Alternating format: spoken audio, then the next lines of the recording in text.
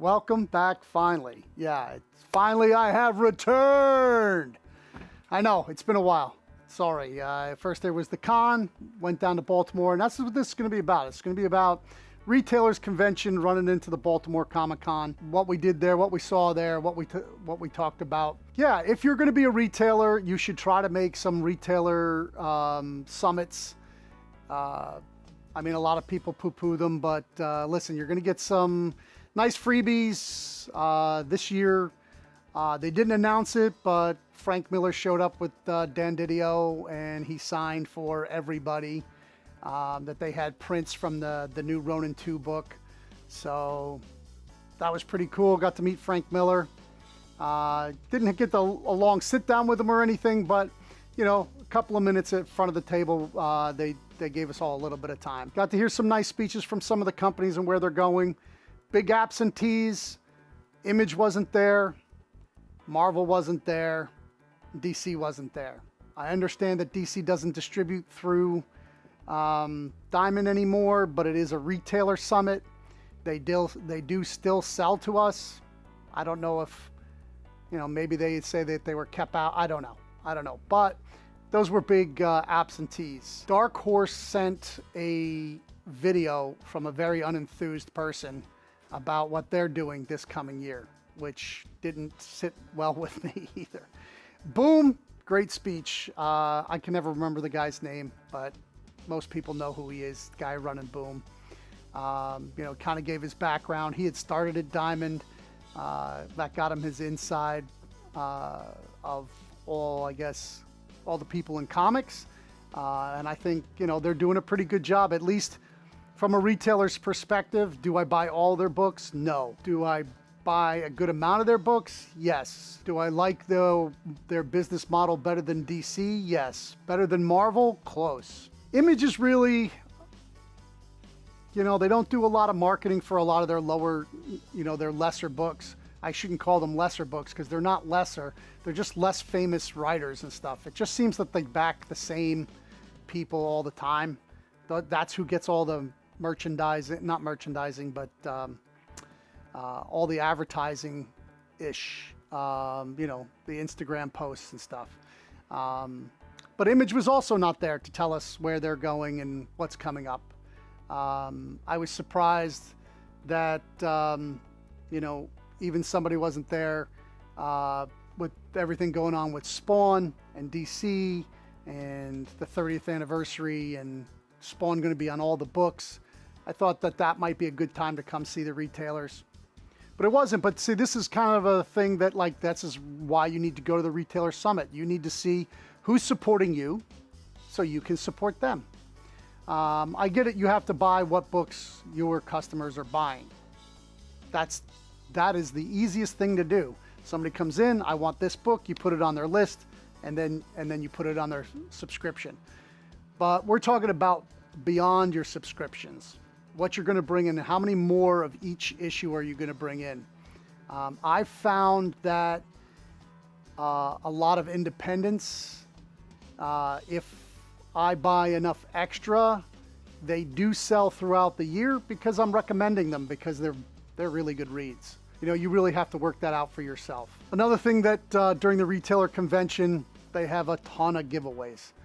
So they also have like raffles, and they had silent auctions of some really cool stuff you could have got for, you know, most of it looked like it was going below cost, even though it was for a good cause. It looked like the prices were very good. Alliance was there, which is, I don't know if they're still considered a sister company of Diamond. They used to be part of Diamond. They were spun out. They're still under the Jeppy family business. So Alliance is the gaming company. If you're going to do more than just comics and you're going to do some gaming, they have Magic and Yu-Gi-Oh! And Pokemon and all the board games. They have tons of all the board game stuff. So you can get it all through them. They just also opened a, I don't know if they purchased, I think they might have purchased this small company or they started. It's called Iron Guard.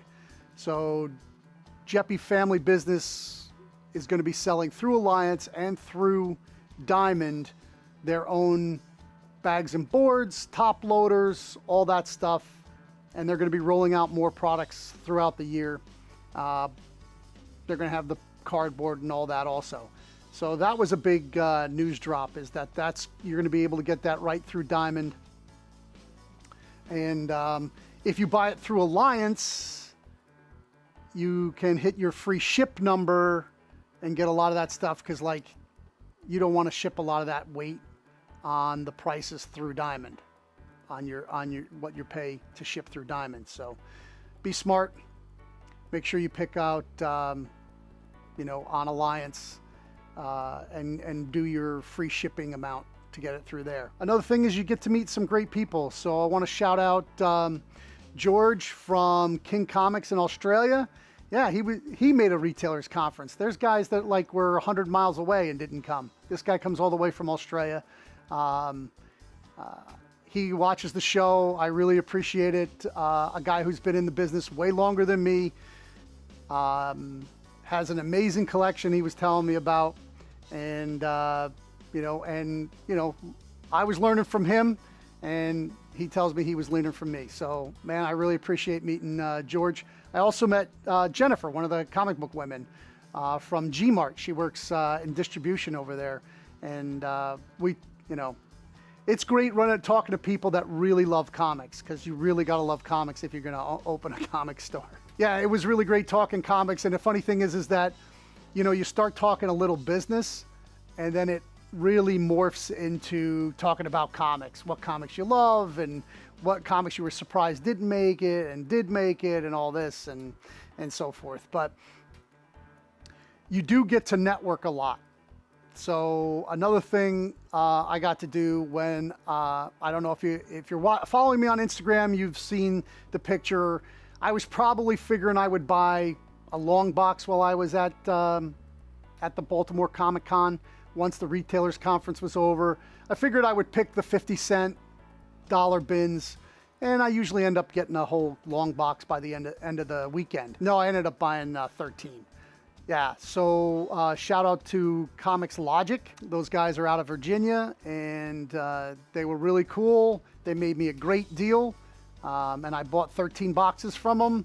And I'm old, so I can't remember, but one of the young guys that worked for them carried 3 long boxes at a time up through the elevator, through the front of the convention center, all the way to my van, and helped me load it in. So I really appreciate that guy too. Ran into a lot of people that I've known through the internet, just through watching them and talking to them on YouTube. I got to dap up Thorough. Anybody who watches YouTube videos about the controversy of comics knows Thorough. I respect that guy's game. We don't always see eye to eye on everything, but it's cool because I respect him. I think that he's bringing up a lot of great points, and it starts conversations, stuff we really need to talk about. I don't really do that stuff on this channel, but on my channel, if you're interested, you can go over to Haven for Heroes on YouTube. You can catch some of my hot takes on that. Oh. Sorry about that. I did not turn off my phone. Hopefully we can cut that out. You can still get pages of art at a reasonable price from the artists.